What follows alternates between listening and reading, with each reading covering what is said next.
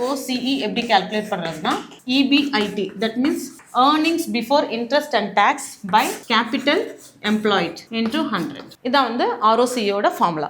So இது இப்படி நம்ம பார்த்துருக்கோம் இல்லையா, earnings before interest and tax எவ்வளோ வந்துச்சு அப்படின்னா நம்ம சொல்லியிருந்தோம்ல, கம்பெனி வந்து ஒரு 50 lakhs வந்து ரெவன்யூ வச்சுருக்காங்க, அதில் எக்ஸ்பென்ஸ் வந்து ஒரு 30 lakhs போச்சு அப்படின்னா உங்களுக்கு எவ்வளோ இருக்கும் மிச்சம்? 20 lakhs.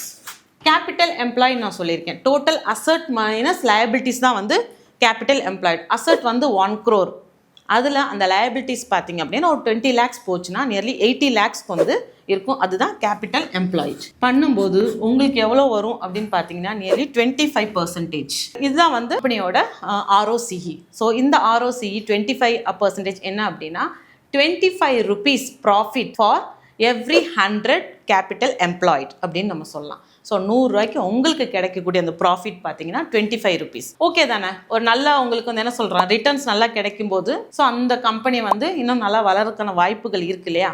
ஸோ அந்த மாதிரி நீங்கள் சூஸ் பண்ணி கம்பேர் பண்ணிக்கிறீங்க. இந்த ஒரு கம்பெனி எடுத்துக்கிறீங்க, அதே பியூர் கம்பெனிஸ் எடுத்துக்கிறீங்க, அதோட ROCE எவ்வளோ இருக்குன்னு கம்பேர் பண்ணுங்க. ஸோ நல்லா இருக்குன்னா அது ஒரு பேராமீட்டராக நீங்கள் வந்து எடுத்துக்கலாம். That means 25 rupees for every 100 capital employed.